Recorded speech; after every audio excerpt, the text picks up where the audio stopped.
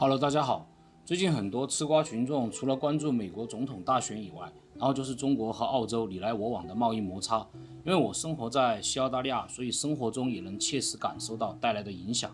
今天就和大家聊一下，如果这样持续下去会有什么后果。中澳关系的急转直下是在疫情以后，首先是澳洲总理莫里森呼吁对新冠病毒起源进行独立调查。与此同时，中国海关表示，澳大利亚个别出口中国的牛肉产品存在违反检疫的要求，贸易争端就此拉开了帷幕。在此以后，来自澳洲的大麦、牛肉、红酒、铜、糖、龙虾和木材、煤炭等一些出口产品都被商务部、海关叫停，或者从进口商处采取了制裁措施。最近又因为澳军的阿富汗事件，两国关系更是跌到了谷底。在莫里森要求中国道歉的情况下，中国又停止了更多木材和羊肉制品的进口。首先，我们先来聊一下龙虾，因为澳洲出口到中国的龙虾就来自于我生活的西澳，中国就是西澳龙虾的最大市场。西澳龙虾一年的产值可以达到5亿澳元，接近25亿人民币，6500吨左右，这其中的98%都出口到了中国。然而现在，以前龙虾这种高级食材，现在比牛肉和羊肉还便宜，爱马仕变成百事，龙虾变成虫虾了。以前50到80澳币大小的龙虾，现在团购最低只要17澳币，7澳币就能买到冷冻的虾尾。然后就是红酒了。11月对澳洲葡萄酒征收107.1到212.1反倾销税，然后本月又增加了一个6.3和6.4的临时反补贴关税。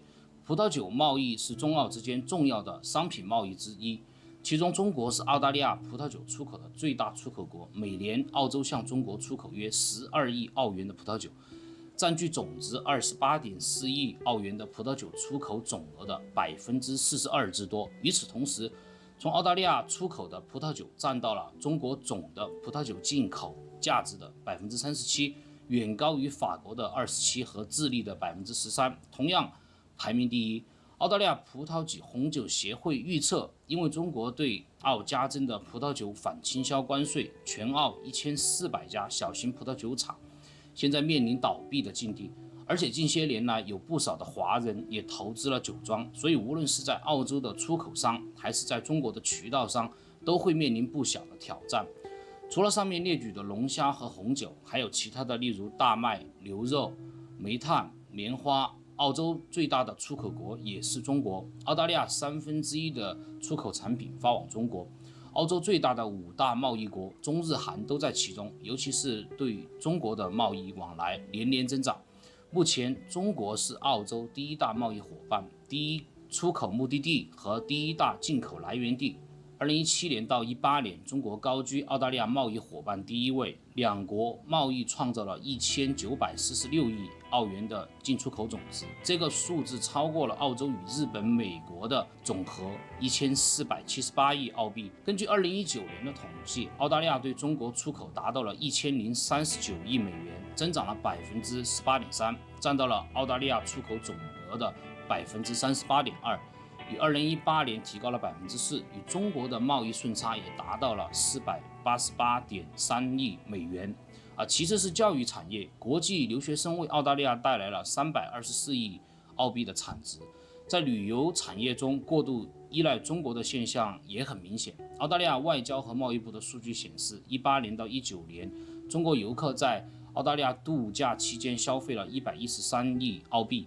按百分比计算，这超过了整个市场价值的1/4，相当于美国、英国、新西兰和日本游客的总和。由于中国是澳洲出口产品的最大买家，可以看出澳洲的经济对中国有多大的依赖。上面列举的所有产品，中国都可以找到替代的国家，这其中唯一的例外就是铁矿石，因为全球能稳定提供高品位和产能的国家只有澳洲。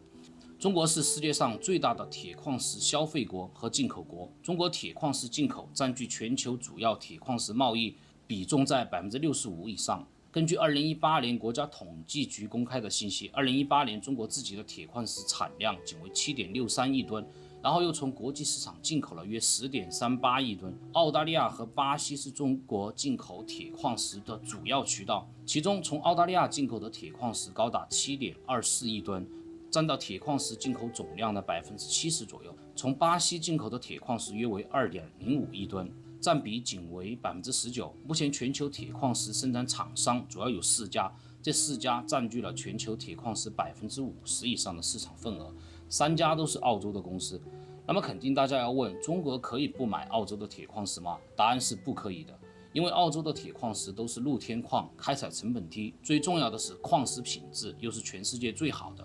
中国的开采成本是澳洲的3倍，国内铁矿石约98.8%都是平矿，铁矿石的平均品位只有35%，而且很多分布在山区。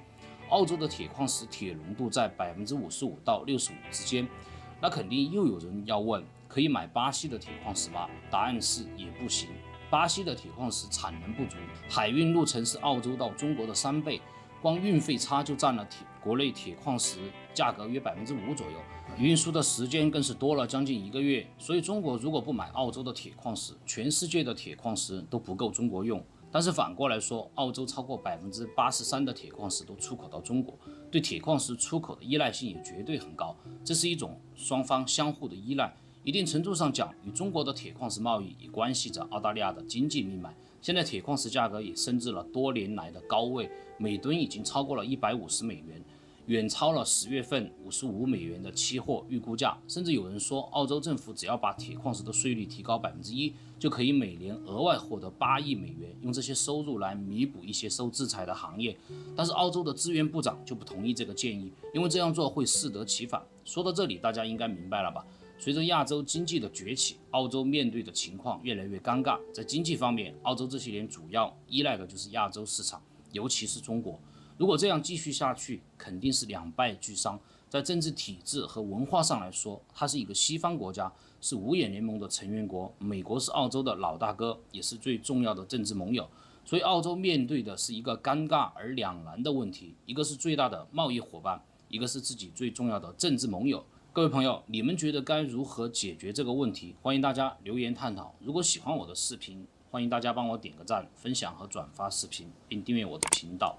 谢谢，下次再见，拜拜。